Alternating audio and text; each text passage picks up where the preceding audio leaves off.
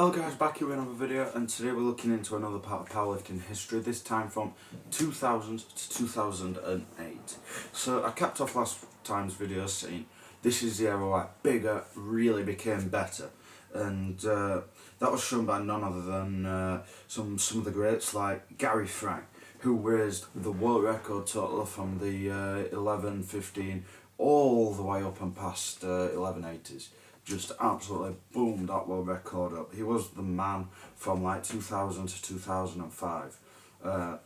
We also saw in the sport Andy Bolton from the UK pull 1,000 pounds. He was the first man to ever do that in 2006, and he also took the mantle of the strongest powerlifter from Gary Frank. He shot that total up very, very high.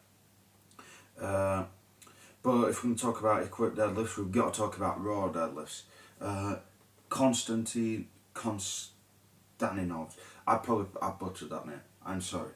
But he pulled 426 kilos raw. And when I say raw, I mean raw with no belt. Raw with nothing. That man had a bit of a chalk on his hands. That was it. That man pulled it raw.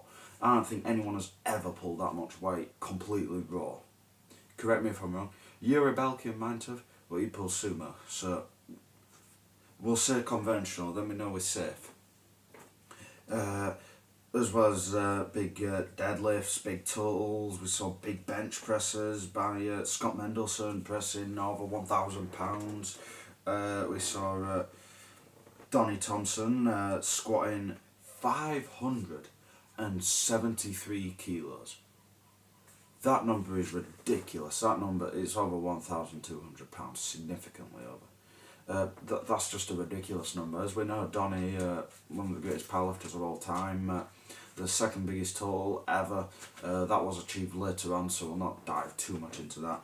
But yeah, we saw him really show his show just how good he was in this time period in the 2000s. Like I said, participation rates have been going high in this time period. They went extremely high. Powerlifting grew tremendously. You know, the graph has been going up like that. This time period, it jumped up a bit more like that. The participation rates was insane. Powerlifting was becoming a pretty popular sport. With that popularity, we saw the raw and equipped divide get even bigger. We saw the birth of exclusively raw feds like 100% raw. Yeah, and I believe the WRPF came around in this time. You know, so we was seeing the divide grow. We was having exclusively raw feds. We used to have exclusively equipped feds in the history, and now exclusively raw ones are coming. That was a bold move, and if you fast forward a few years to today, you can see that it kind of paid off. But at the time, it was like, wow, why is anyone doing this? And it was crazy. We also, in the last video, talked about Becca Swanson and how she began her ascension to being the greatest female powerlifter of all time. And in this time period, 2000 to 2008, she hit her biggest total yet, her biggest total ever. I'm not sure if any woman has ever totaled more. I'll let you add it up. I mean, in fact, I can add it up actually, it's not too hard of numbers. We've got 408 kilos on the squat, 272 kilos on the bench. So that is a 680 kilo subtotal. That's ridiculous. And then a 300 kilo deadlift, giving a 990 kilo total, I think. That is ridiculous. That number will never be touched again, I doubt. I don't know what you do from that. You see a lot of equipped lifters. The joke is they don't have a deadlift, but this last did have a deadlift. And it was an incredible deadlift, really. Nearly 700 pound pulls, ridiculous. A 990 kilo total, just less than 1,000 kilos, is competitive in any male competition. And for women to be in that was an incredible milestone. Such a shame she didn't quite get to the 1,000 kilo mark, but she's left that for some other woman to do in history. You know, just a consistency across all three lifts is unmatched. She was a total specialist. You don't get many of them. You really don't get many of them. Not many women, not many men, not many any. You really just don't get many total specialists. They all have a specific specialist lift. If you were to finger point one and say that's a better lift, you'd probably have to point towards a squat, because that squat over 400 kilos, absolutely mind-blowing. 900-pound squats, a goal that many men will chase for many a years. She hit that, just incredible numbers.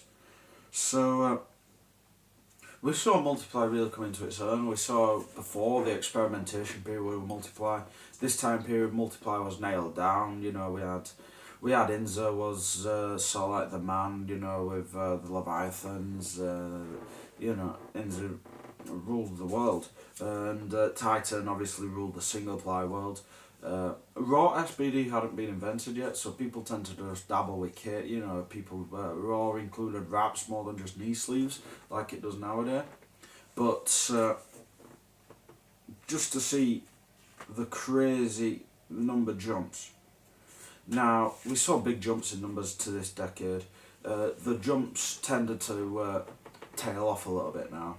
We had a few big jumps in the next decade, the 2010s, but really it's just looking at incremental gains now. We've sort of like pushed as far as we can.